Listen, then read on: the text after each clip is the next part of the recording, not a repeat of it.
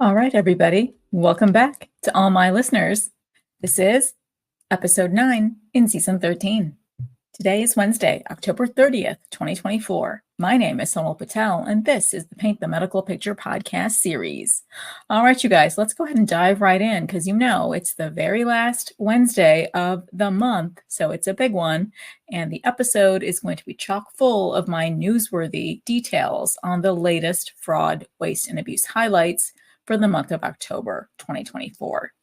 And of course, I'm going to be spotlighting some of those from the month's criminal and civil enforcement cases that I find newsworthy.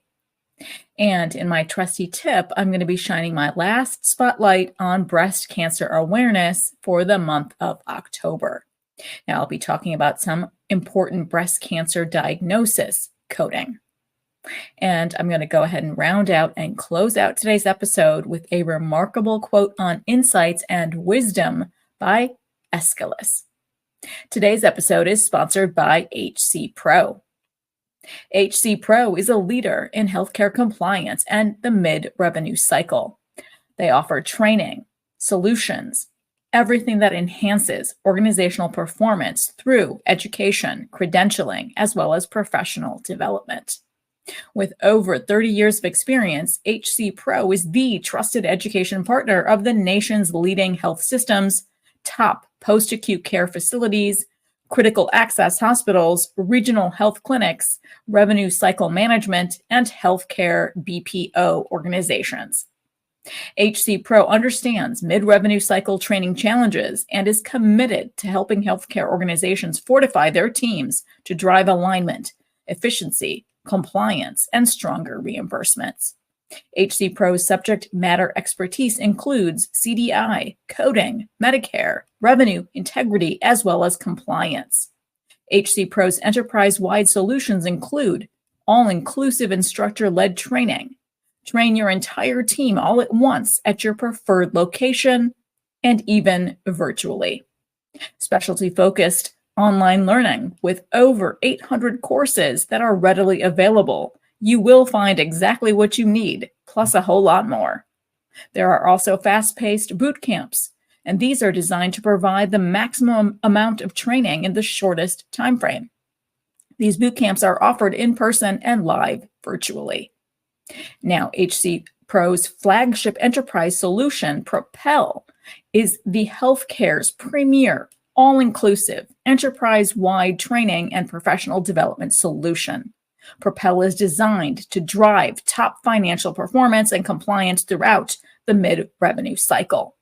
Make sure you go ahead and contact HCPro to learn more about their enterprise solutions by calling 1-800-650-6787 or visit www.hcpro.com.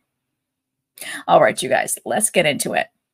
So, in today's newsworthy, it's the month's fraud, waste, and abuse cases. Now, did you know, as of the recording of this episode in October, there are a whopping 52 cases as of today's recording? Now, let's go ahead and start with a big one, a big story, in my opinion. Mid-October saw the drug maker Teva Pharmaceuticals agreeing to pay $450 million in False Claims Act settlements to resolve kickback allegations relating to co-payments and price fixing. Now, Teva Pharmaceuticals USA, Inc., I'm going to just call them Teva USA, as well as Teva Neuroscience, Inc., collectively here throughout, I'm going to call them Teva. They have agreed to pay $450 million to resolve two matters that allege that Teva violated the anti-kickback statute, otherwise known as the AKS, as well as the False Claims Act, also called the FCA. Now, Teva is headquartered in New Jersey, and it is the largest generic drug manufacturer in the United States. The settlement amount was based on Teva's ability to pay. Now, here's a quote from the Principal Deputy Assistant General Attorney on this case. Attorney General on the case, excuse me. He states, quote, kickbacks designed to induce referrals or purchases of healthcare goods or services distort physician and patient decision-making, thwart competition, and bypass controls put in place to protect federal healthcare programs, end quote.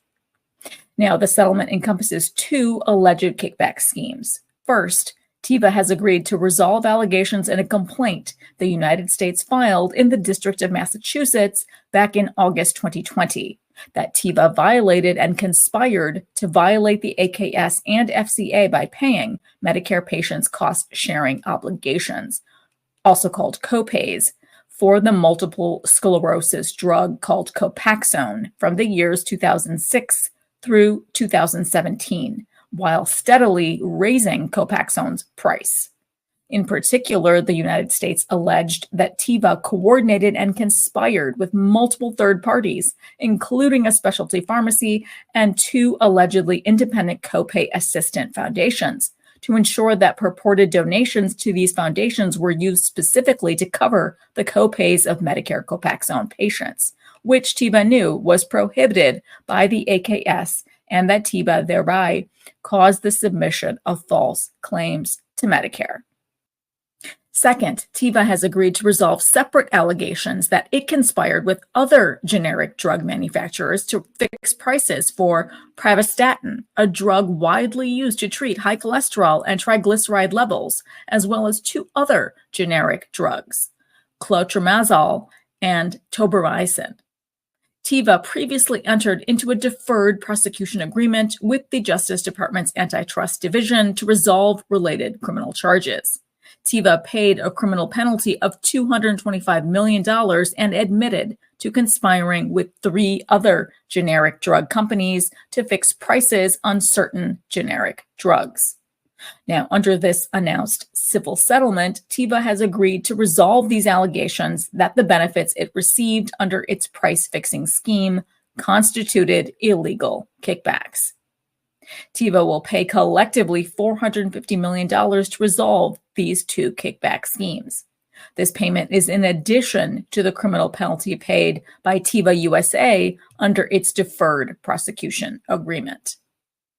Since 2017, the United States has collected over $1 billion in addition to the settlement announced today from pharmaceutical companies that allegedly use third-party foundations as conduits to unlawfully pay patient copays.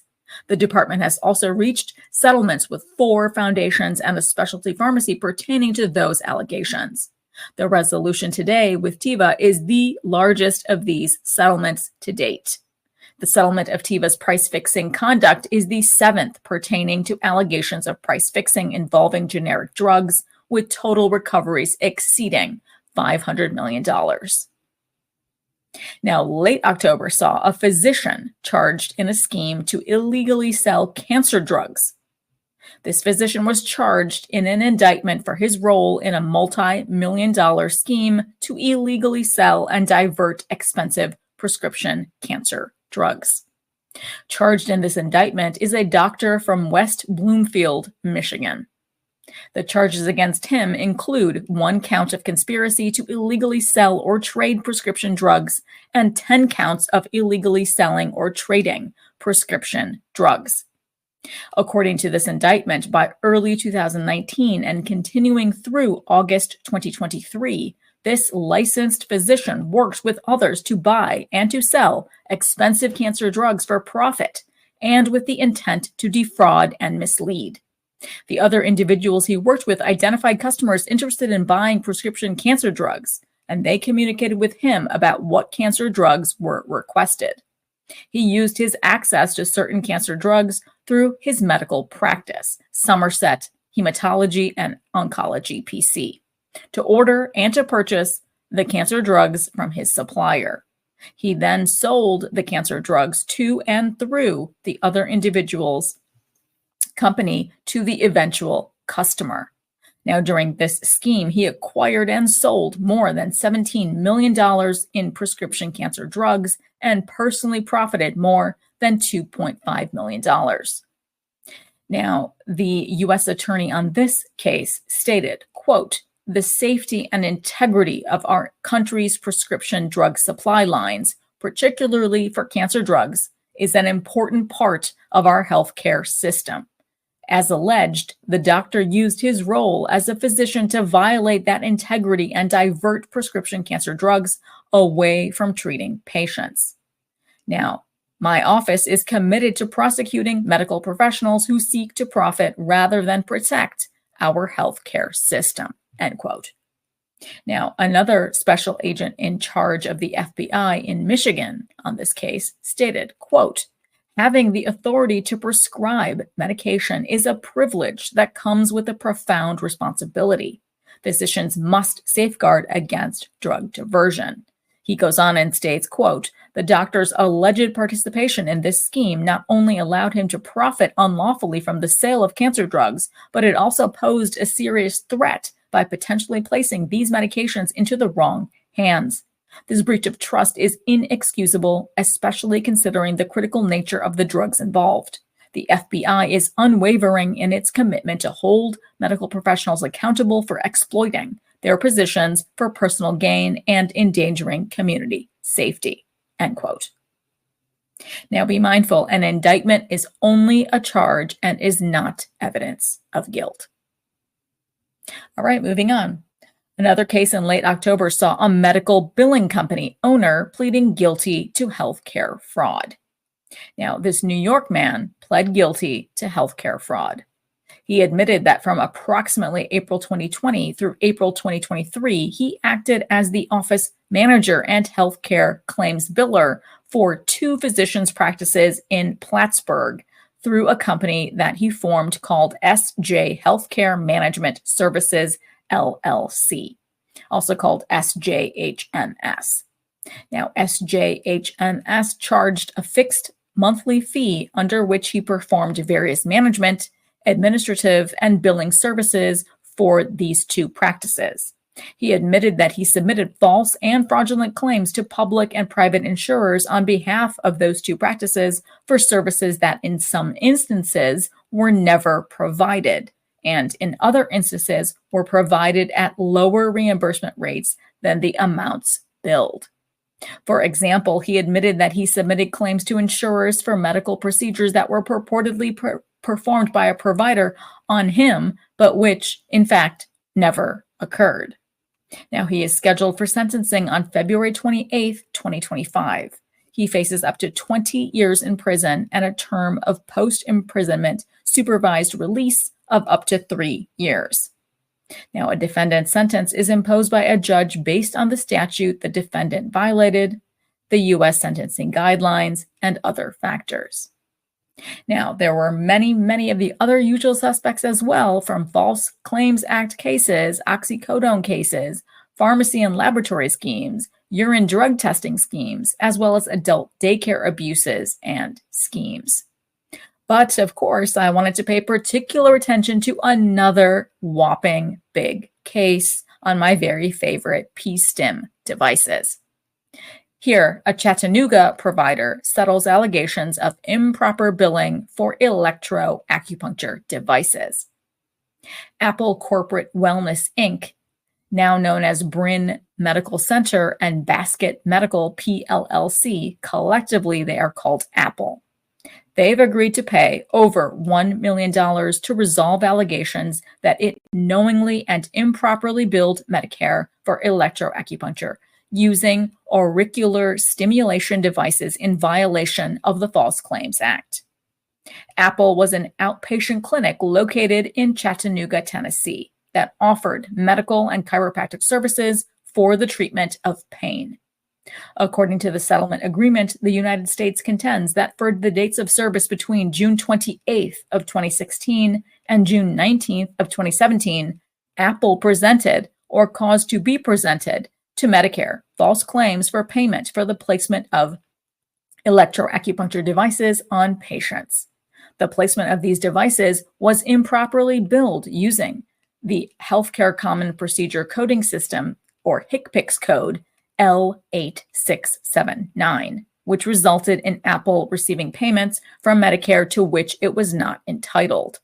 HCPCS code L8679 is a billing code for implantable neurostimulator pulse generator. Now, these kinds of devices are surgically implanted into the central nervous system or targeted peripheral nerves through procedures that are typically performed by a surgeon in an operating room.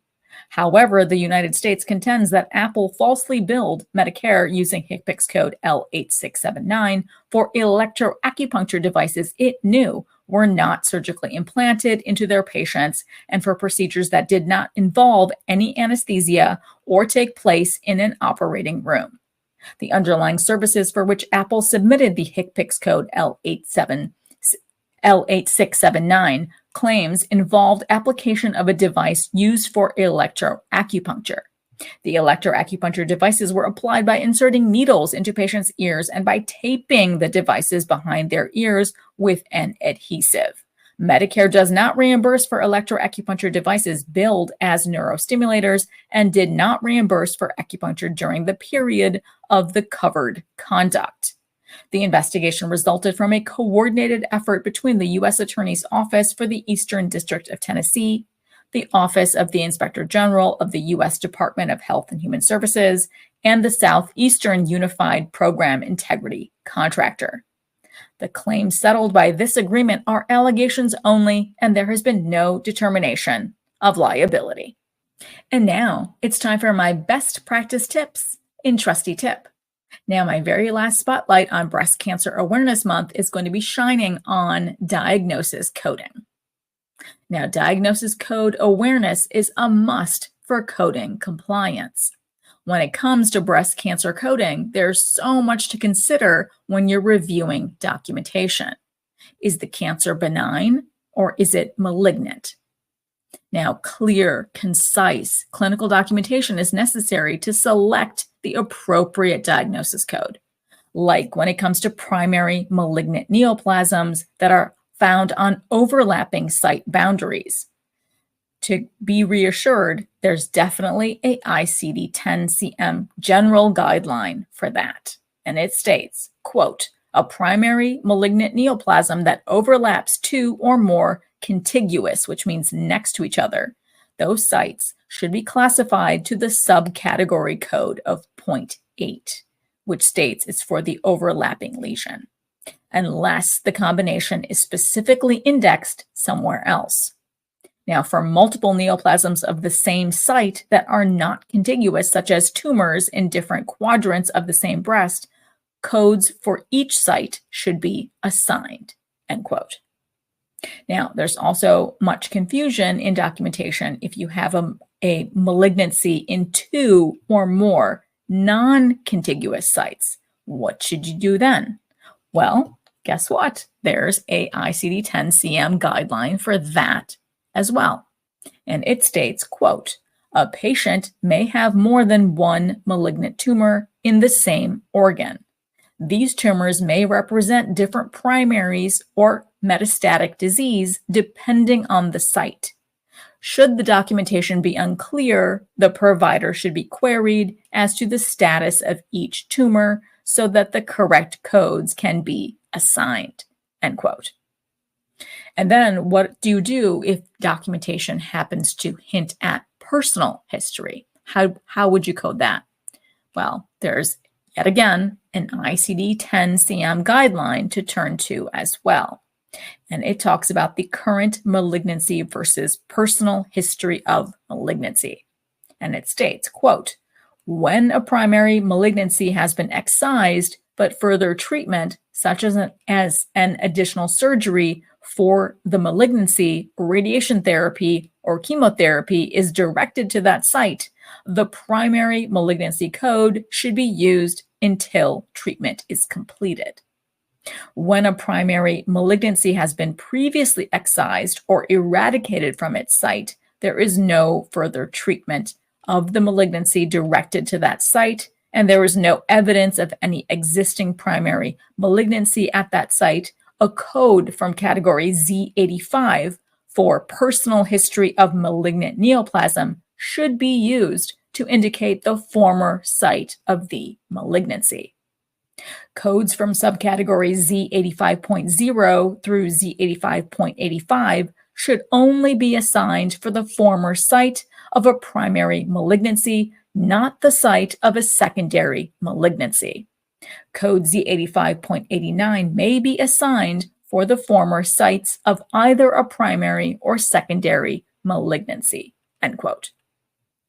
And now finally, make sure you know your ICD-10-CM guidelines, especially when there's strong evidence of family history of cancer, particularly breast cancer, because guidelines instruct you that you can add a family history code.